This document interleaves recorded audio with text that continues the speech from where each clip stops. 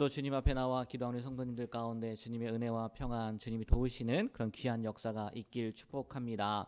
어제 우리 4장 말씀 첫 부분을 통해서 이스라엘 백성들이 예루살렘 성전을 이제 재건하려고 하는 그 상황 가운데에서 자기들이 돕겠다 거짓말한 거죠. 근데 우리가 할 거다 하니까 정말 속내를 내 보이고 방해하는 그런 일들이 어제 일어나지 않았습니까?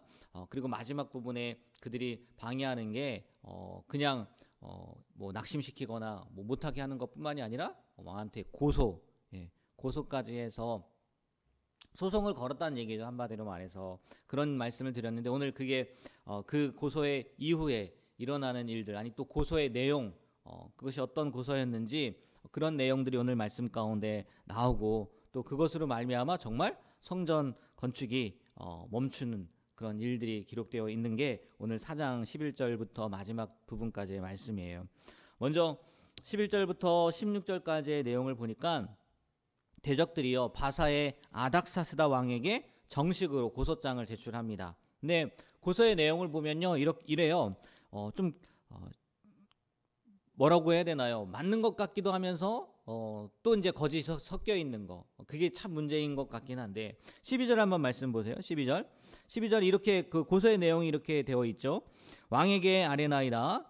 당신에게서 우리에게로 올라온 유다 사람들이 예루살렘에 이르러 이 패역하고 악한 성읍을 건축하는데 이미 그 기초를 수축하고 뭘 건축한다고요? 성곽을 건축한다는 거예요. 성전만 짓는 게 아니라 지금 성곽까지 짓는다는 거예요. 근데 이 성곽이라는 게 결국은 외세의 침입을 막기 위한 거지 않습니까? 막는 거잖아요. 그러면 이걸 가지고 보통 이렇게 생각할 수 있다는 거죠. 누군가의 침입을 막는 건데 이게 우리의 침입.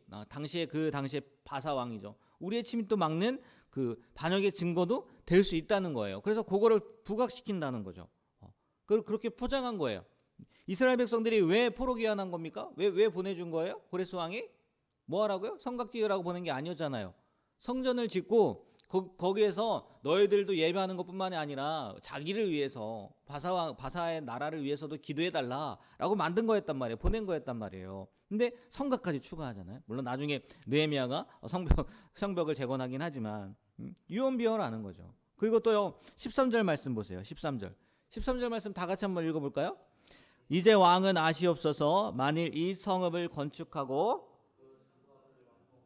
저 무리가 다시는 조공과 관세와 통행사를 바치지 아니하리니 결국 왕들에게 손해가 되리이다. 뭘 얘기합니까? 반역뿐만이 아니라 손해된다는 거예요. 손해. 경제적으로요. 지금 이 성전을 지으면요 여기 경제적으로 힘들어져요. 경제적으로 어려워져요. 이 사람들이요 아무것도 안 바칠 거예요. 그러니까 물질적인 손해가 온다. 사람들이 그렇잖아요. 여러분 다른 것보다 물질적인 손해를 끼친다 하면요 꺼려지거든요. 그러니까 지금 물질적으로 손해인데 왜 이런 일을 합니까? 그렇게 얘기를 하고 있다는 거예요. 그리고요 15절을 보면 예전부터 이 반역했던 성읍이었다. 그리고 성읍이 재건되면 정말 아까 얘기했던 것처럼 그 당신의 통치가 미치지 못할 거다. 과거의 그 전력을 부각시키는 거죠. 그러니까 전과가 있다고 지금 얘기를 하고 있는 거예요. 근데요 이게요 처음에도 말씀드렸던 것처럼 문제가 뭐냐면 이게 다 거짓말이 아니라는 거예요. 다 거짓말이면은 그냥 깡그리 무시하고 이게 다 거짓말입니다 할 수 있을 텐데 사실과 거짓말을요 교묘하게 섞여서요 그 사람의 그 왕의 마음을 움직이려고 그렇게 만들었다는 거예요. 이게 어떻게 보면 세상 지혜의 극치죠. 세상 지혜의 극치. 여러분 이런 장면들이 정치하는 사람들 가운데 수없이 일어나는 거잖아요. 수없이 거짓으로. 근데 그 안에 사실도 있단 말이에요. 남을 비방하는 데도 사용하기도 하고요. 또 자신의 공적을 치장하는데 사용하기도 하고. 지금 대적이요 그렇게요 비방을 하고 고소장을 보낸 거예요. 근데 정말 아닥사스다 왕이요 그 고소장을 보고 조사를 하잖아요. 근데 다른 생각은 안 나고 그 조사하는 가운데 어떤 장면이 그 나왔냐면 이 나라가 옛날에 굉장히 강대한 나라였다는 거예요. 그래서 다른 나라가 오히려 이 나라에게 예루살렘에게 이스라엘이라는 나라에게 조국을 바쳤다라는 조소가 발견된 거예요. 여러분 기분이 좋아요, 나빠요? 나쁘죠, 나쁘죠. 다른 걸 떠나서 앞에 있는 내용이 사실이고 거짓말이고를 떠나서 아니 이런 나라였단 말이야?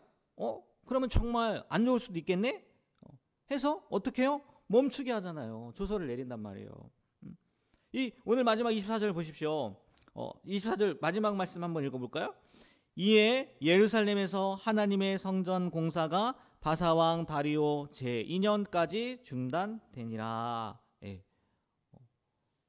지금 고레스 칙령이 내려져서 바벨론 포로가 오고 그 공사가 시작이 되었는데 지금 얼마 하지도 않았는데 중단되었어요. 다리오 왕 제2년까지 약 15년의 기간 동안 중단이 되었다는 거예요.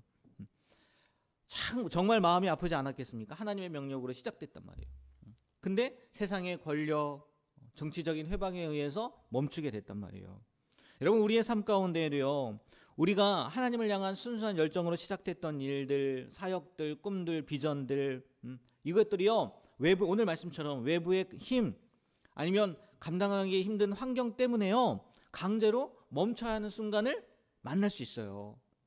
그러면 오늘 말씀을 통해서 물론 정확하게 이렇게 해라 라는 내용은 있지 않지만 우리가 좀 추측이 아니죠. 상상을 해보는 거죠. 아 이런 상황들이 있을 때 그럼 어떻게 해야 되나, 이런 문제들이 있을 때 우리가 어떻게 반응해야 되나, 그 말씀을요 한 3가지 정도 말씀을 드리려고 해요. 첫 번째는요, 이런 강제적으로 멈추는 일, 우리의 사역이 멈추게 되는 일, 힘들어지는 일, 그런 일이 있을 때요 이런 마음을 갖고 살아야 된다는 거죠. 멈춤 속에서요 멈춰졌단 말이에요. 뭘 갖고 살아야 되냐? 인내의 믿음을 가지고 살아야 된다는 거죠. 인내. 재건공사가 몇 년 동안 중단이 되었다고요? 15년 동안. 이스라엘 백성들에게는요 이 기간이 하나님의 때를 다시 기다리는 인내의 훈련의 기간이 되었다는 거예요. 어제 인생은 속도가 아니라 뭐라고 말씀을 드렸죠? 방향이라고 말씀을 드렸어요. 근데요 이렇게도 생각할 수 있더라고요. 뭐냐? 때로는요 멈춰서서 하나님의 때를 기다리는 것도요 믿음의 중요한 방향이라는 거예요. 네. 우리는 저도 어제 말씀하면서 이쪽으로 가야 되는데 이쪽으로 가는 거 잘못된 방향이잖아요. 그래서 이쪽으로 가야 됩니다. 이 방향을 찾아야 됩니다. 이것만 말씀을 드렸는데 때로는요 멈춰서 있는 것조차도 멈춰서 있는 것조차도요 하나님의 때를 기다리는 믿음의 중요한 방향이 될 수 있다는 거예요. 그게 인내라는 거죠. 인내. 당장 눈에 보이는 일이 없더라도요 낙심하지 않고 믿음을 지키면서 주님의 때를 기다리는 인내가 우리에게 필요하다는 거예요. 감사하게요 하나님께서요 이 인내에 대한 말씀을 시편에 해놓으셨더라고요. 뭐라고 말씀하셨냐면 너는 여호와를 기다릴지어다. 뭐라고요? 기다릴지어다. 강하고 담대하며 여호와를 기다릴지어다. 무슨 말입니까? 뭐 하라는 거예요? 하나님이 오실 때까지, 하나님이 일하실 때까지 뭐 하라고요? 인내하라고요. 하나님의 일이요 방해받고 멈춰지게 되는 순간이 있다 할지라도요 그 멈춤의 시간을요 인내의 시간으로 생각을 하고요 하나님의 때를 기다리는 것도 은혜라는 거죠. 믿음이라는 거죠. 우리에게요 이런 인내의 믿음도 있었으면 좋겠어요. 그리고 또 하나는 뭐냐면 세상 권세의 한계를 깨닫는 지혜도 있어야 된다는 거죠. 세상 권세가 지금 우리를 막은 거 아니겠습니까? 환경이 우리를 막은 거 아니겠어요? 비록요 왕의 조서에 의해서요 하나님의 일이 멈췄어요. 근데 여기에도 또 하나님이 또 힌트를 주신 것 같긴 한데 다시 조서 내리기를 기다리라 라는 표현이 있거든요. 왕이 조서를 내리면서 그러면요 그 중단이라는 것이요 영원한 중단이라는 것을 의미하겠습니까? 그렇지 않다는 거죠. 그리고 하나님이 하신 거잖아요. 하나님이 그렇게 보내셨는데 그거를 영원히 중단하게 만드시겠냐는 거예요. 그렇지 않죠. 분명히 그래 지금은 세상 권사가 득세한 것 같고 힘을 얻는 것 같고 그래서 멈추게 하지만 이거는 언제까지 뭐 영원히 멈출 수 있는 게 아니다. 한계가 있다. 하나님이 일하시면 분명히 다시 시작될 수 있다. 이 한계를요 깨닫는 지혜가 있어야 된다는 거예요. 그러면요 자꾸만 그 세상의 권력, 세상의 힘 그것을 바라보는 게 아니라 누구를 의지하게 됩니까? 하나님을 의지하게 되죠. 누구한테 기도해야 되는 거예요? 하나님 앞에 기도해야 되는 거 아닙니까? 하나님 세상 권력이 이렇게 막고 있어요. 근데 하나님께서 허락하신 거 아니겠습니까? 하나님 하나님 저 세상 권력의 힘을 무너뜨려 주셔야 되는 거 아닙니까? 계속해서 하나님을 의지하잖아요. 세상 권력의 한계를 깨닫는다면요, 하나님을 의지하는데 그것을 깨닫지 못하고 아 이게 영원한 거야, 아 이게 힘 있는 거야, 자꾸 그것을 깨닫는다고 생각을 해보세요. 하나님을 깨닫는 게 아니라 세상 권력의 그 한계를 깨닫는 게 아니라 그러면요 어제 말씀처럼요 낙심할 수밖에 없는 거예요. 멈춰 설 수밖에 없는 거예요.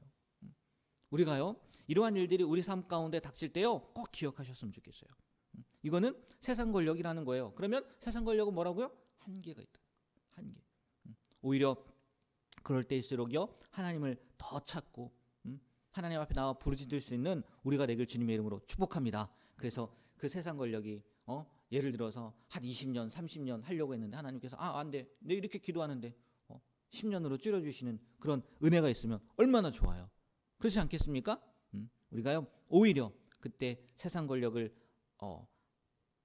의지하기보다 아니 그것 때문에 넘어지기보다 하나님을 믿고 나아가는 그런 지혜가 있게 되길 주님의 이름으로 축복합니다. 그리고 마지막 하나만 더 말씀드리면 이스라엘 백성들이요 이 15년의 기간 동안요 문제가 뭐였냐면 지금 얘기한 것처럼 인내의 시간으로 삼고 세상 권력의 한계를 생각하며 하나님을 의지하고 또 하나님이 그들에게 뭘 말씀하시는지 이 15년 동안 우리가 뭘 해야 되는지 생각을 했어야 되는데 그 생각을 하지 않고요 그 15년 동안 이스라엘 백성들이 뭐 했는지 아세요?